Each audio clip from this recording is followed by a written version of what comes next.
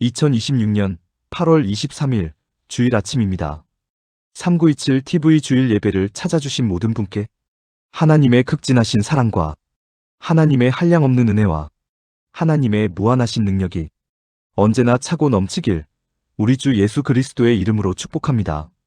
다 같이 묵도하심으로 오늘의 예배를 시작하겠습니다.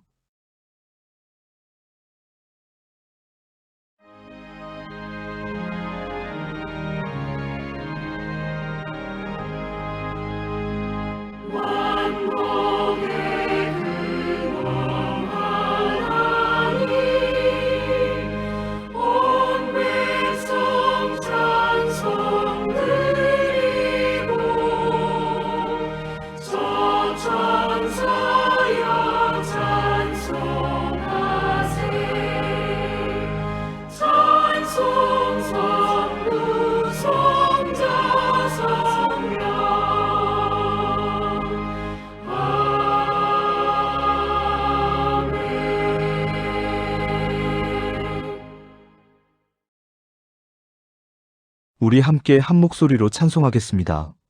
함께 부르실 찬송은 찬송가 29장 성도여 다 함께입니다.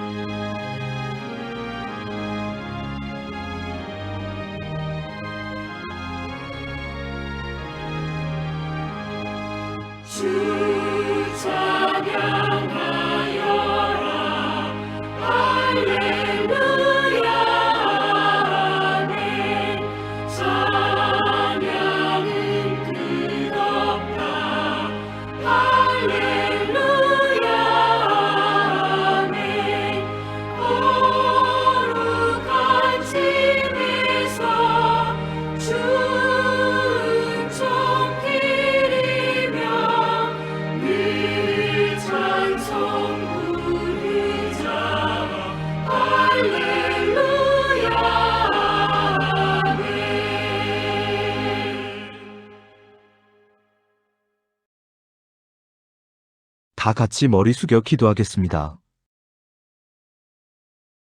사랑과 은혜와 능력이 차고 넘치는 하나님 아버지. 아침마다 새로운 하루를 허락하시고 건강을 지켜주심에 감사드립니다. 일용할 양식을 공급하시고 필요한 것을 채워주심에 감사드립니다. 위험한 순간마다 보호하시고 안전한 길로 인도해 주심에 감사드립니다. 사랑하는 가족과 함께 살아갈 수 있는 복을 주심에 감사드립니다. 힘들 때 위로받을 사람과 손잡아줄 이웃을 보내주심에 감사드립니다.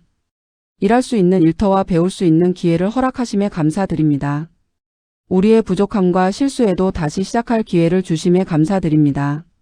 앞길을 알지 못할 때도 선한 길로 인도해 주심에 감사드립니다.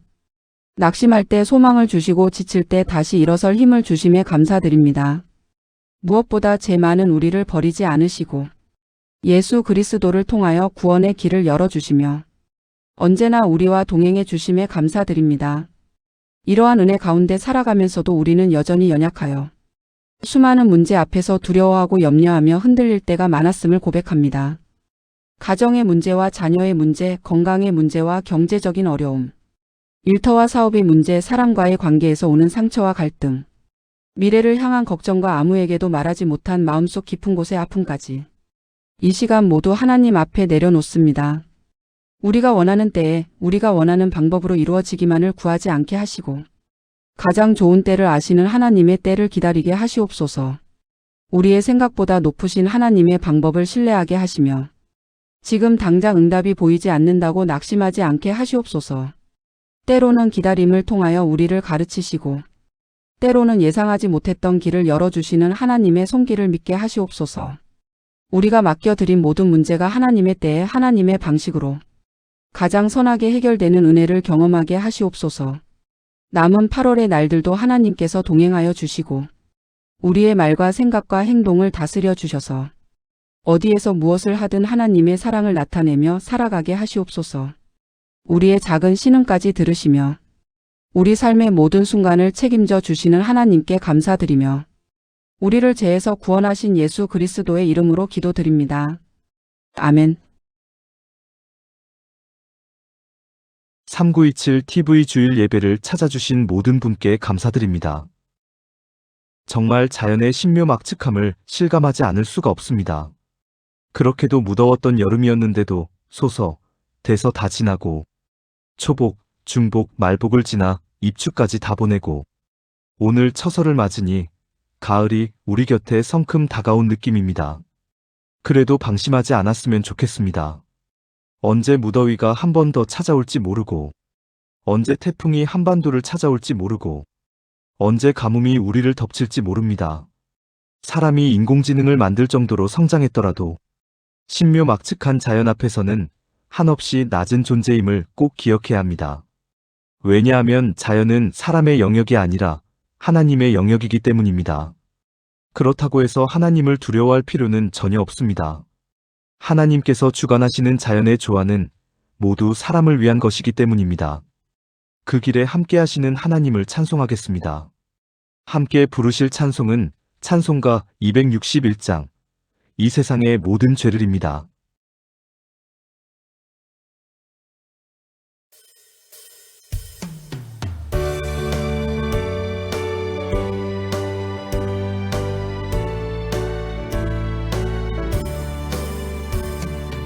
이 세상의 모든 죄를 밝히시는 주의 보혈 성자 예수 그 귀한 피 찬송하고 찬송하세. 주님 앞을 멀리 떠나 길을 잃고 헤맬 때에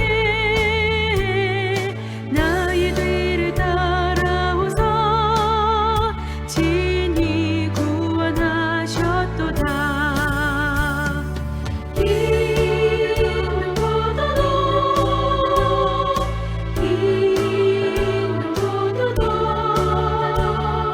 주의 흘리신 보혈로 희게 씻어주옵소서.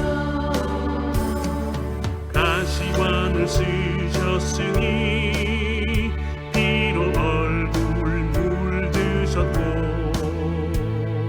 십자가의 모진 고통 나를 위해 당하셨네.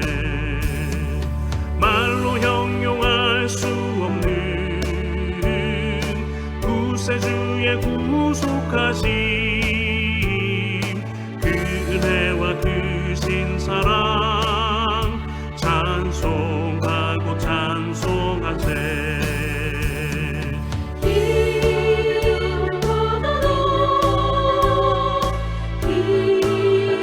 고도도 주의 흘리신 보혈로 희게 씻어주옵소서.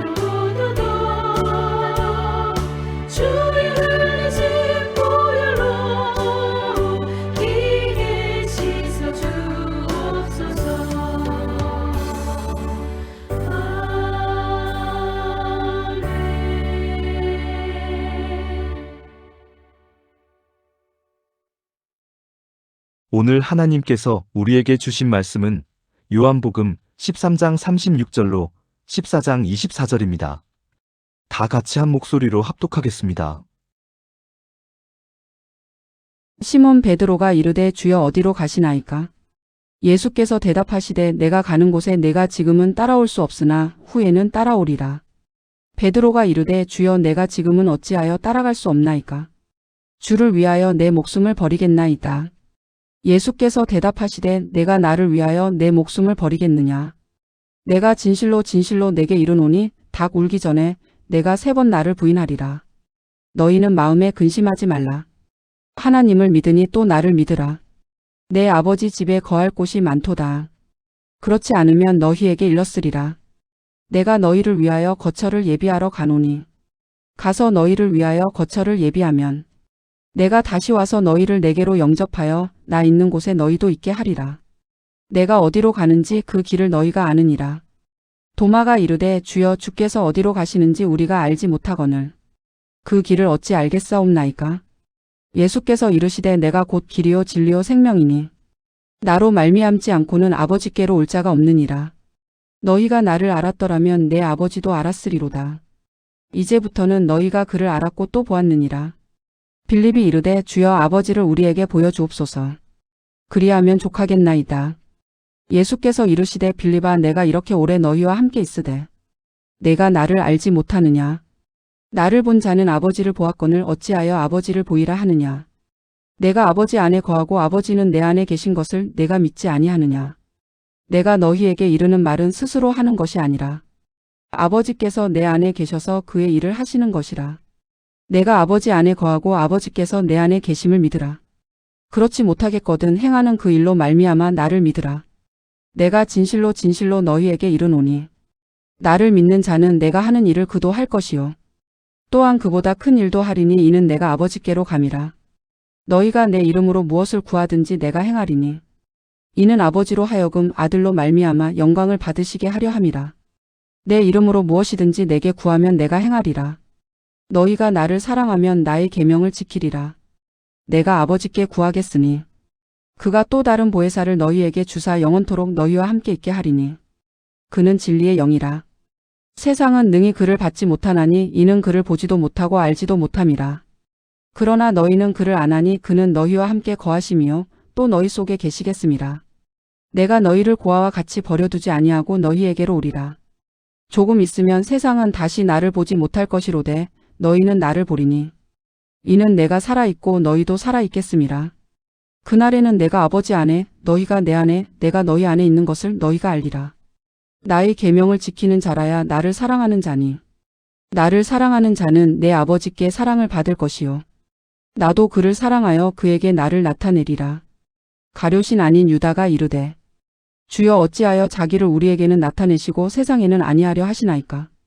예수께서 대답하여 이르시되 사람이 나를 사랑하면 내 말을 지키리니 내 아버지께서 그를 사랑하실 것이요 우리가 그에게 가서 거처를 그와 함께 하리라. 나를 사랑하지 아니하는 자는 내 말을 지키지 아니하나니 너희가 듣는 말은 내 말이 아니요 나를 보내신 아버지의 말씀이니라. 아멘. 오늘 본문에는 우리 귀에 아주 익숙한 말씀들이 상당히 많이 등장하고 있습니다. 웬만큼 신앙생활을 하신 분들이라면 닭 울기 전에 네가 3번 나를 부인하리라라는 말씀, 또 내가 너희를 위하여 거처를 예비하러 가노니 가서 너희를 위하여 거처를 예비하면 내가 다시 와서 너희를 내게로 영접하여 나 있는 곳에 너희도 있게 하리라라는 말씀 정도는 다 들어보았을 말씀입니다. 또 내가 곧 길이요 진리요 생명이니 나로 말미암지 않고는 아버지께로 올 자가 없느니라라는 말씀, 내 이름으로 무엇이든지 내게 구하면 내가 행하리라라는 말씀, 그가 또 다른 보혜사를 너희에게 주사 영원토록 너희와 함께 있게 하리니 그는 진리의 영이라라는 말씀, 내가 아버지 안에 너희가 내 안에 내가 너희 안에 있는 것을 너희가 알리라라는 말씀도 우리 귀에 꽤 익숙한 말씀입니다. 그런데 문제가 있습니다. 그 문제는 대부분의 사람은 단지 귀에 익숙하다는 이유만으로 그 말씀의 의미를 다 아는 것으로 생각한다는 사실입니다. 하지만 귀에 익숙하다고 해서 그 말씀의 의미를 다 아는 것입니까? 결코 그렇지 않습니다. 그 말씀이 어떻게 해서 등장하게 되었는지 배경을 제대로 이해하지 못하고 또 그 말씀이 어떤 상황에서 누가 누구에게 한 말씀인지를 제대로 이해하지 못하면 그 말씀의 의미를 온전히 이해하기가 참으로 어렵습니다. 오늘 본문은 예수님과 4명의 제자들, 즉 베드로, 도마, 빌립, 유다가 주고받는 대화의 내용입니다. 이 대화의 내용 가운데 우리 귀에 익숙한 말씀들이 등장하는 것입니다. 그런데 우리는 이 대화 내용들을 그냥 읽습니다. 무작정 읽습니다. 별 생각 없이 읽습니다. 성경에 기록된 내용이니까 좋은 내용일 거야. 예수님과 제자들과의 대화니까 아주 고급스러운 내용의 대화일 거야. 이렇게 지레짐작하고 그냥 무작정 별 생각 없이 대충대충 읽습니다. 그런데 성경에 기록된 내용이라고 해서 다 좋은 내용, 다 훌륭한 내용입니까? 꼭 그렇지는 않습니다. 예수님께서 참여하고 있는 대화라고 해서 다 고급스러운 내용의 대화입니까? 꼭 그렇지는 않습니다. 물론 고급스럽지 않은 이유는 예수님 때문이 아닙니다. 예수님의 말씀은 아주 우아합니다. 예수님의 말씀은 아주 세련되고 아주 기품이 있습니다. 그러나 예수님과 대화를 나누는 상대 측의 사람으로 인하여 전혀 고급스럽지 않은 대화가 되는 것입니다. 예를 몇 가지 들어보겠습니다. 요한복음 4장에 보면 예수님과 사마리아 여자가 대화를 나누는 장면이 기록되어 있습니다. 예수님은 우물에 물 기르러 온 사마리아 여자에게 요한복음 4장 13절로 14절 이 물을 마시는 자마다 다시 목마르려니와 내가 주는 물을 마시는 자는 영원히 목마르지 아니하리니 내가 주는 물은 그 속에서 영생하도록 솟아나는 샘물이 되리라라고 말씀하십니다. 이에 대해 사마리아 여자는 요한복음 4장 15절 주여 그런 물을 내게 주사 목마르지 않고 또 여기 물 기르러 오지도 않게 하옵소서라고 대답합니다. 여쭈어 보겠습니다. 지금 예수님과 사마리아 여자 사이에 소통이 되고 있습니까? 되고 있지 않습니까? 되고 있지 않습니다. 예수님의 물과 여자의 물은 완전히 다른 의미이기 때문입니다. 소통도 되지 않는 이 대화가 고급스러운 대화입니까? 고급스럽지 않은 대화입니까? 고급스럽지 않은 대화입니다. 소통도 되지 않는 대화를 고급스러운 대화라고 할 수는 없습니다. 또 요한복음 6장에 보면 예수님과 사람들이 떡에 관해 대화를 나누는 장면이 기록되어 있습니다. 그때 예수님은 요한복음 6장 32절로 33절 내가 진실로 진실로 너희에게 이르노니 모세가 너희에게 하늘로부터 떡을 준 것이 아니라 내 아버지께서 너희에게 하늘로부터 참 떡을 주시나니 하나님의 떡은 하늘에서 내려 세상에 생명을 주는 것이니라라고 말씀하십니다. 예수님의 말씀에 대해 사람들은 요한복음 6장 34절 주여 이 떡을 항상 우리에게 주소서라고 대답합니다. 여쭈어 보겠습니다. 지금 예수님과 사람들 사이에 소통이 되고 있습니까? 되고 있지 않습니까? 되고 있지 않습니다. 예수님의 떡과 사람들의 떡은 완전히 다른 의미이기 때문입니다. 소통도 되지 않는 이 대화가 고급스러운 대화입니까? 고급스럽지 않은 대화입니까? 고급스럽지 않은 대화입니다. 소통도 되지 않는 대화를 고급스러운 대화라고 할 수는 없습니다. 사마리아 여자나 일반 사람들은 그냥 평범한 사람들이라 그럴 수도 있다고 쳐보겠습니다. 그렇다면 평범하지 않은 사람들, 즉 남보다 더 많이 배운 사람, 남보다 지혜가 더 뛰어나고 남보다 지식이 더 뛰어난 사람들은 어떨까요? 그들이라고 다를까요?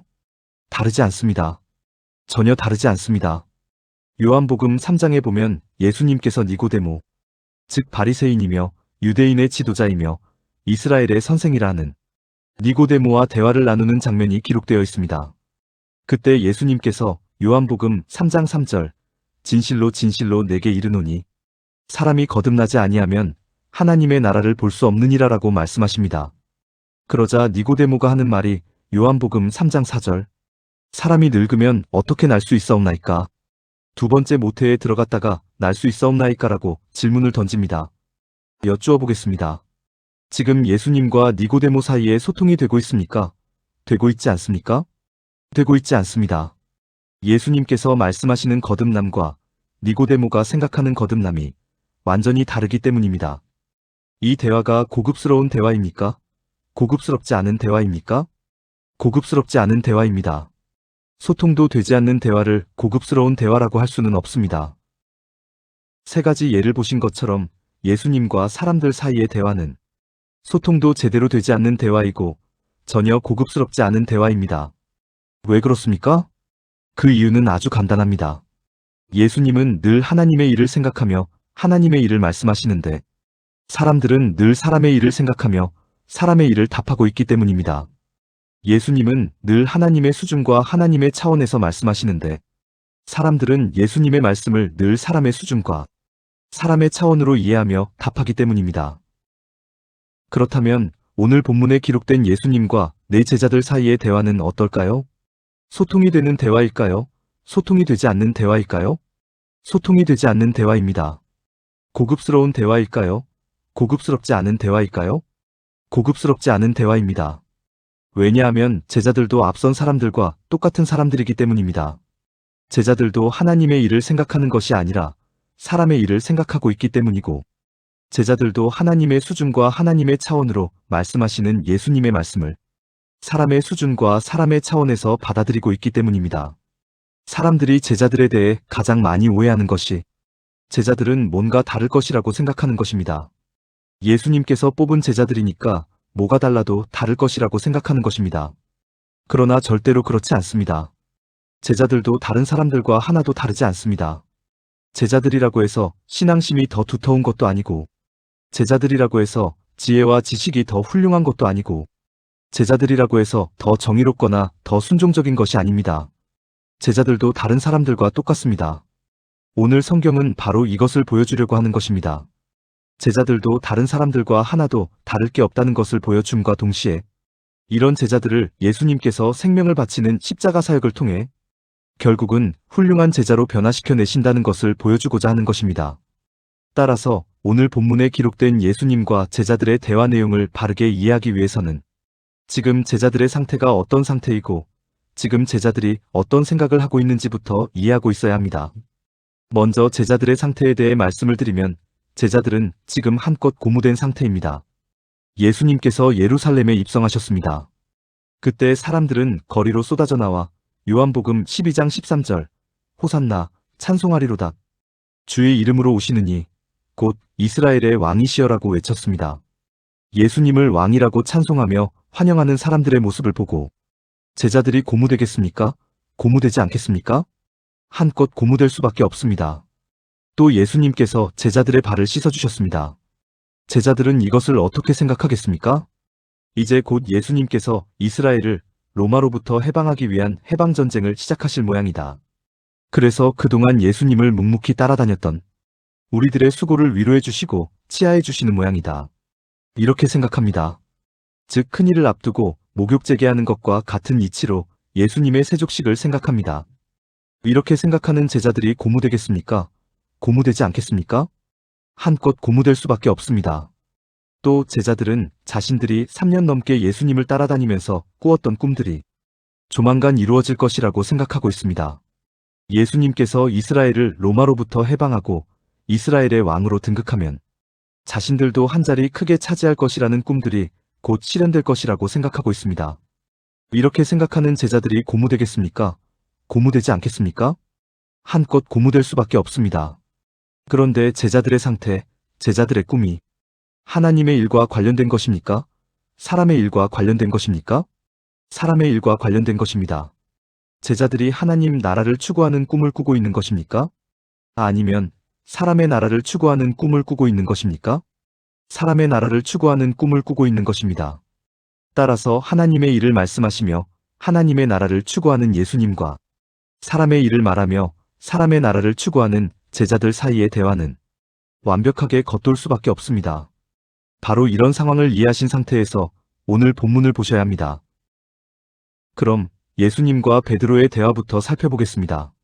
예수님께서 요한복음 13장 33절 작은 자들아 내가 아직 잠시 너희와 함께 있겠노라. 너희가 나를 찾을 것이나 일찍이 내가 유대인들에게 너희는 내가 가는 곳에 올 수 없다고 말한 것과 같이 지금 너희에게도 이르노라라고 말씀하셨습니다. 예수님께서 제자들이 따라올 수 없는 곳으로 곧 떠나신다고 말씀하셨습니다. 이 말씀을 하신 후에 예수님은 요한복음 13장 34절로 35절 새 계명을 너희에게 주노니 서로 사랑하라. 내가 너희를 사랑한 것 같이 너희도 서로 사랑하라. 너희가 서로 사랑하면 이로써 모든 사람이 너희가 내 제자인 줄 알리라라고 말씀하셨습니다. 예수님께서 제자들에게 꼭 하고 싶은 말씀이 바로 이 말씀입니다. 그런데 베드로의 귀에 예수님께서 떠나신다는 말씀이 더 귀에 꽂히겠습니까? 아니면 서로 사랑하라는 말씀이 더 귀에 꽂히겠습니까? 예수님께서 떠나신다는 말씀이 더 귀에 꽂힐 수밖에 없습니다. 한 자리 크게 차지하겠다는 마음으로 예수님을 3년 넘게 따라다녔는데 예수님이 떠나고 없으면 모든 것이 물거품이 되어버리기 때문입니다.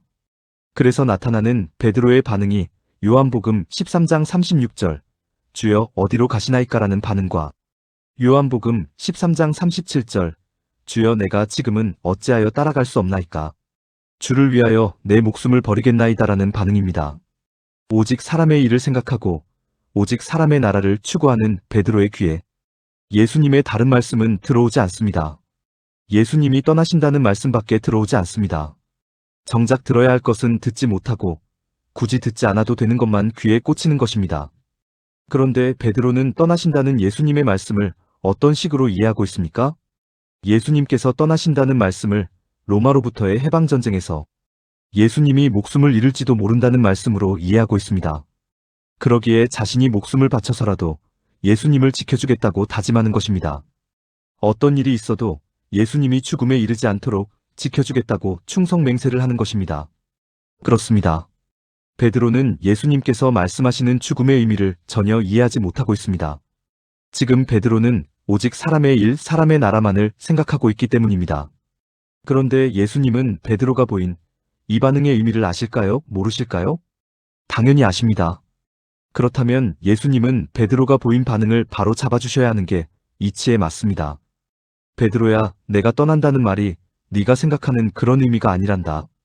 나는 로마와의 해방전쟁을 위해 온 게 아니란다. 이렇게 베드로의 오해부터 바로 잡아주셔야 합니다. 그러나 그런 과정이 일절없습니다. 예수님은 그냥 하나님의 일에 대해 하나님 나라에 대해서만 말씀하십니다. 왜 그러실까요? 그 이유는 아주 간단합니다. 바로 잡아주더라도 아무 소용이 없기 때문입니다. 죄에게 굳게 사로잡혀서 오직 죄의 원리로만 생각하고 오직 죄의 원리로만 판단하고 오직 죄의 원리로만 결정하고 오직 죄의 원리로만 행동하는 사람들은 자신의 원리를 절대로 포기하지 않습니다. 이것을 아시는 예수님은 묵묵히 하나님의 일, 하나님의 나라를 선포하십니다.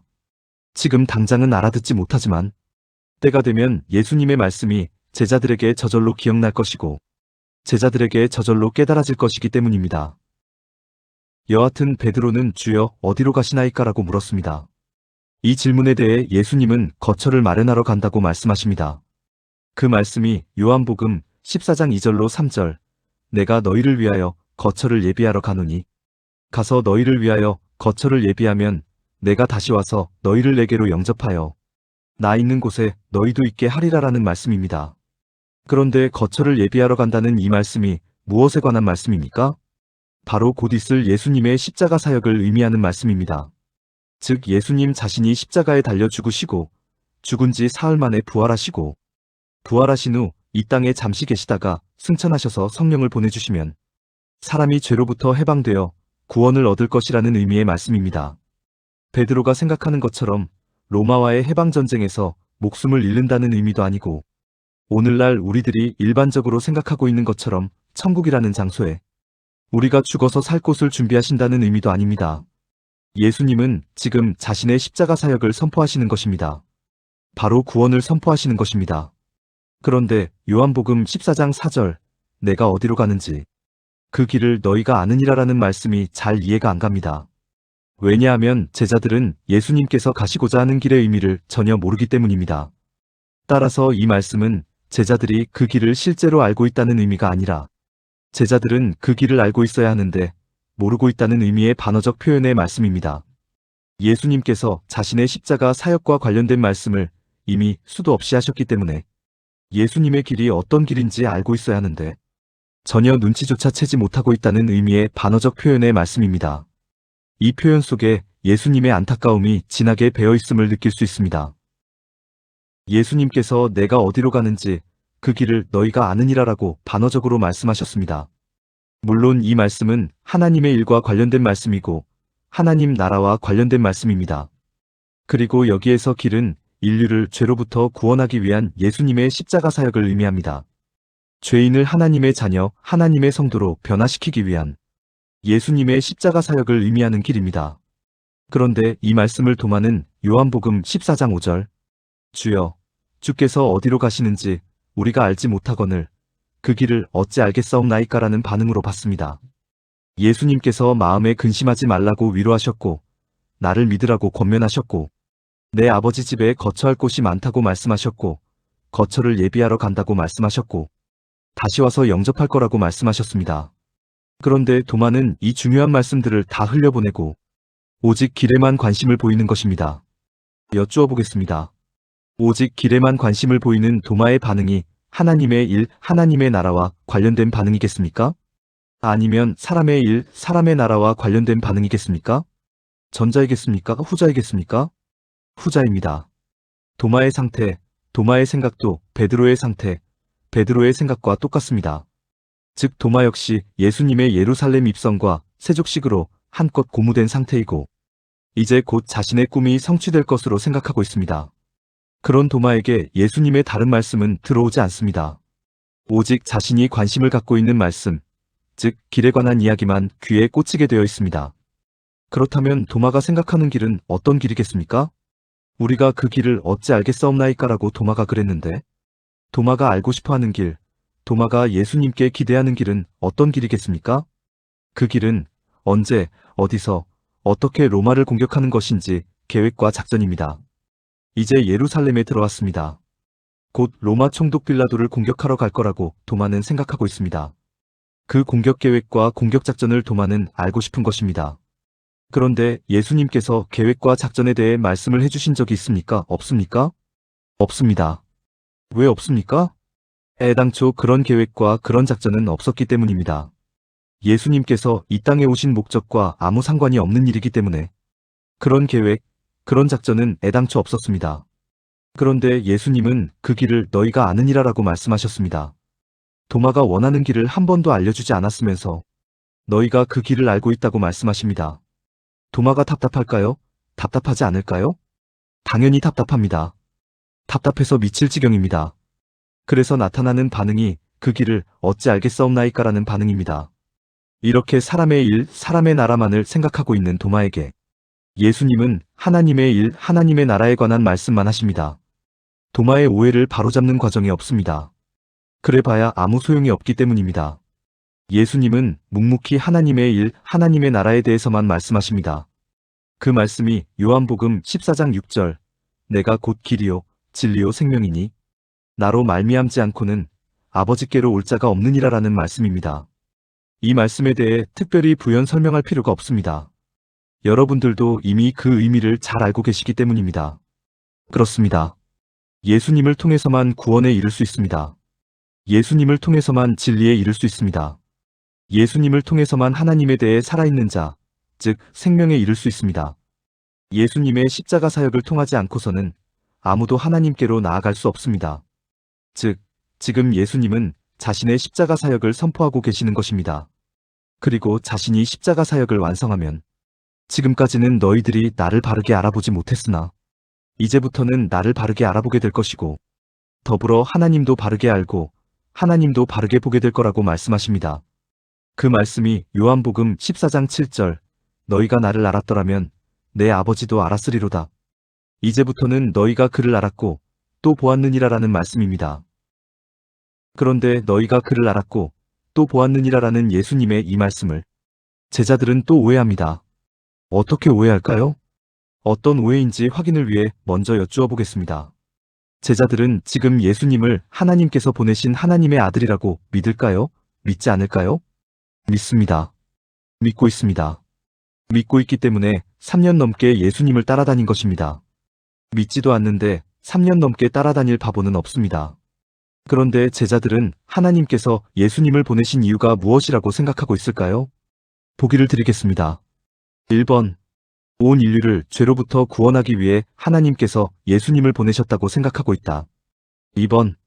이스라엘을 로마로부터 가난과 질병으로부터 구원하기 위해 예수님을 보내셨다고 생각하고 있다. 몇 번이 정답입니까? 2번이 정답입니다. 제자들은 이스라엘을 로마로부터 해방하고 이스라엘을 가난과 질병과 불평등으로부터 해방하기 위해 하나님께서 예수님을 보내신 것이라고 굳게 믿고 있습니다. 그런데 예수님께서 로마로부터의 해방에 대해, 가난과 질병과 불평등으로부터의 해방에 대해 제자들에게 말씀하신 적이 있습니까? 없습니까? 단 한 번도 없습니다. 그렇다면 오직 사람의 일, 사람의 나라만 생각하는 제자들은 예수님을 통해서 그들이 원하는 하나님을 본 적도 없다는 결론, 안 적도 없다는 결론에 이를 수 있습니다. 그렇습니다. 제자들은 예수님을 통해 하나님을 본 적도 없고 하나님을 안 적도 없습니다. 그런데 예수님은 도마와의 대화 말미에 너희가 나를 알았더라면 내 아버지도 알았으리로다. 이제부터는 너희가 그를 알았고 또 보았느니라 라고 말씀하셨습니다. 예수님의 이 말씀이 제자들의 귀에 들어오겠습니까? 들어오지 않겠습니까? 들어오지 않습니다. 제자들이 예수님의 이 말씀을 인정하겠습니까?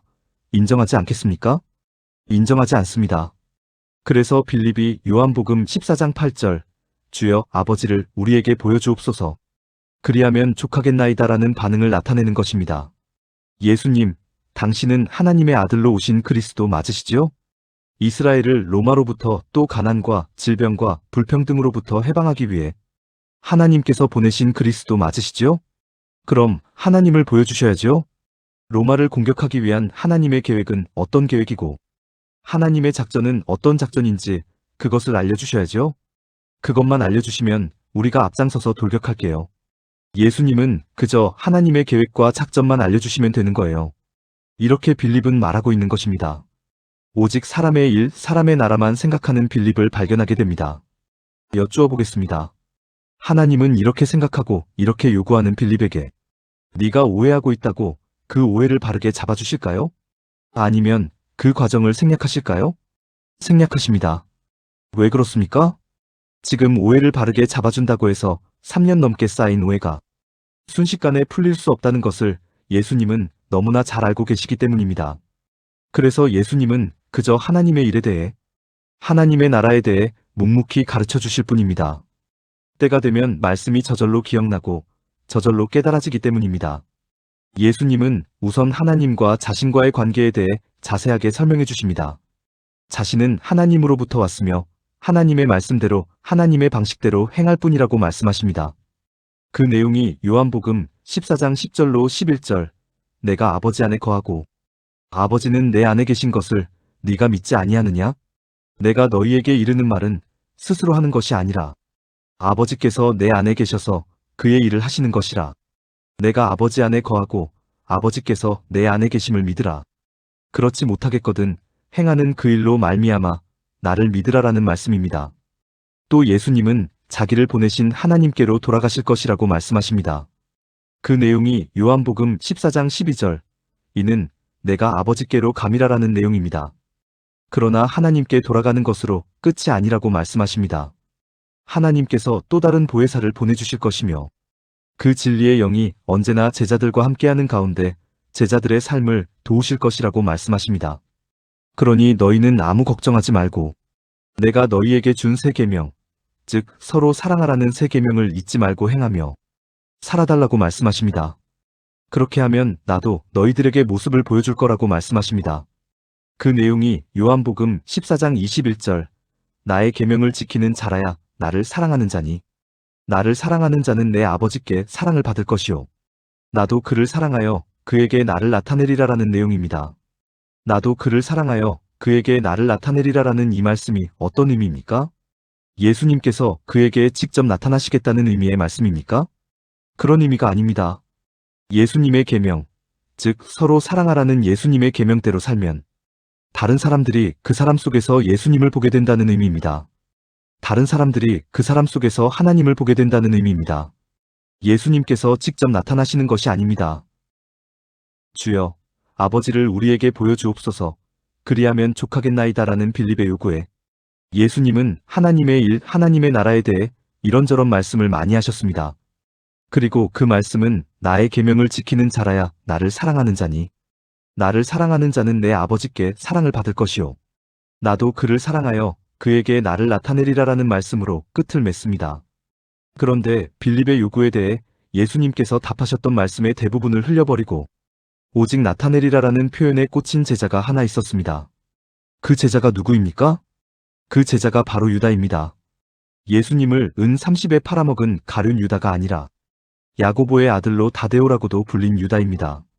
유다가 나타내는 반응이 요한복음 14장 22절 주여 어찌하여 자기를 우리에게는 나타내시고 세상에는 아니하려 하시나이까라는 반응입니다.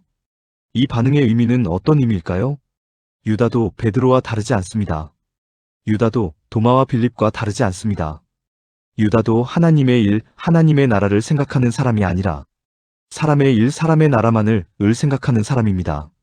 유다가 예수님을 따라다닌 이유도 베드로와 도마와 빌립과 또 다른 제자들이 예수님을 따라다닌 이유와 동일합니다. 즉 예수님이 이스라엘의 왕이 되면 팔자 한번 크게 고쳐보자는 심산으로 따라다녔던 것입니다.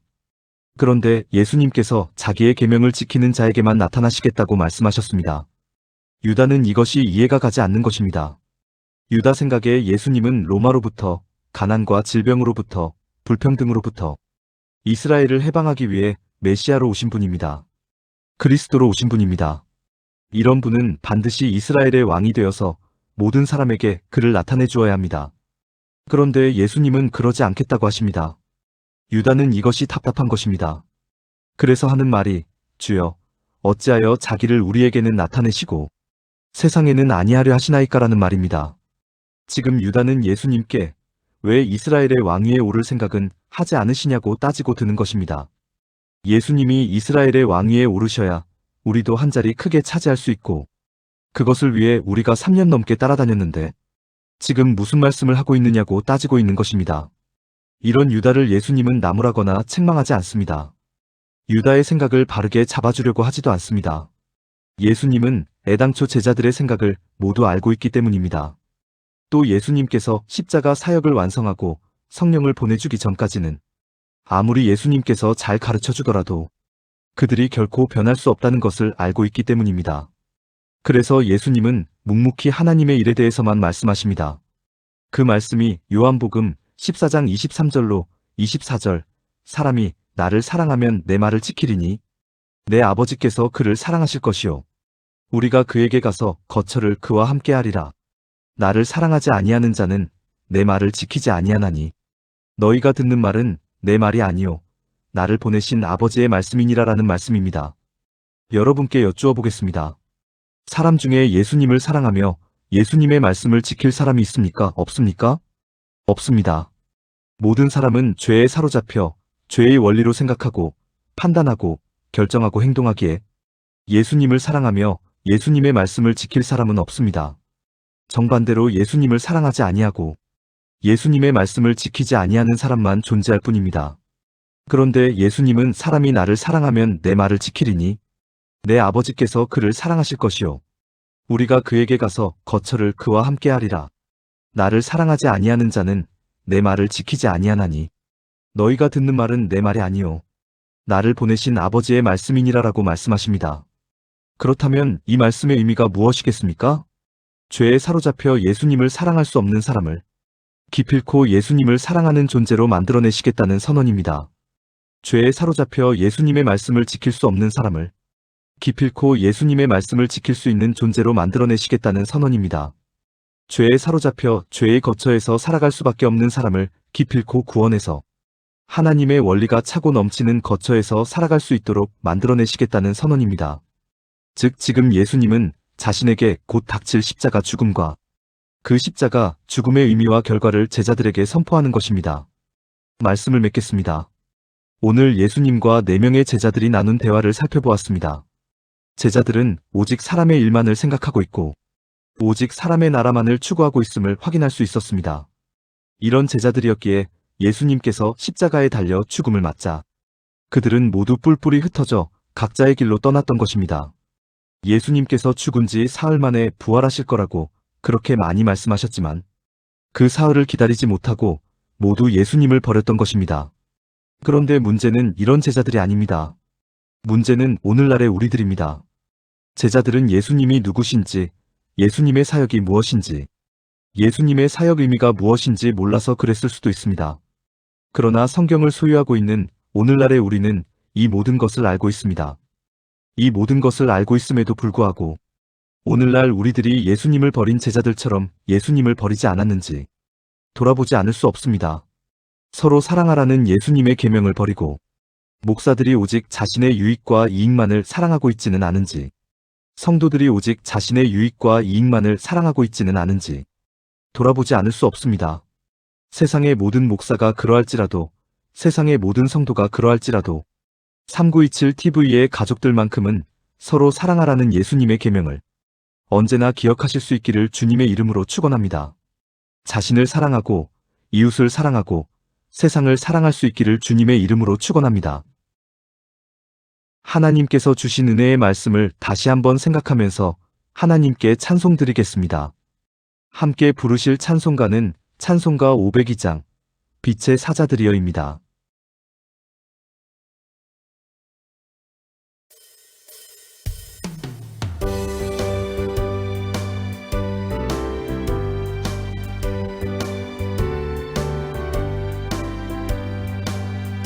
빛의 사자들이여 어서 가서 어둠을 물리치고 주의 진리 모르는 백성에게 복음의 빛 비춰라.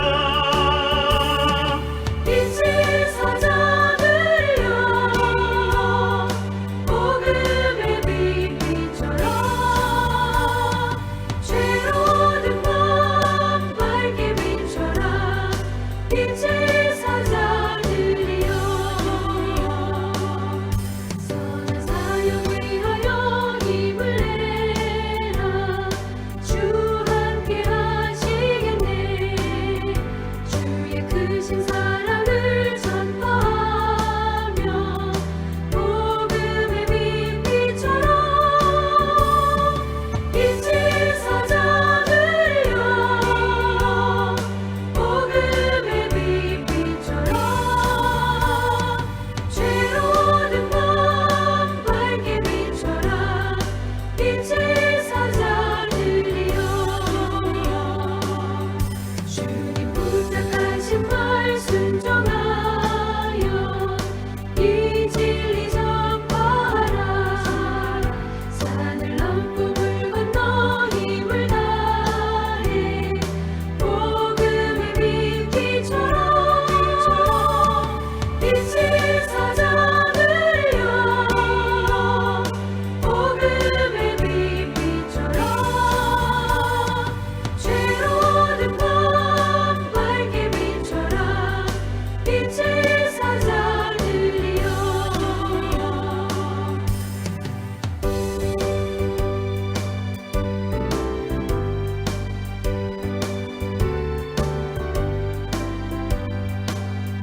동서남북 어디나 땅 끝까지 주님만 의지하고 눈 어두워 못 보는 백성에게 복음의 빛 비춰라.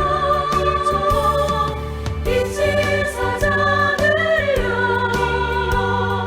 복음의 빛 비춰라. 죄로운 밤 밝게 비춰라. 빛의 사자들이여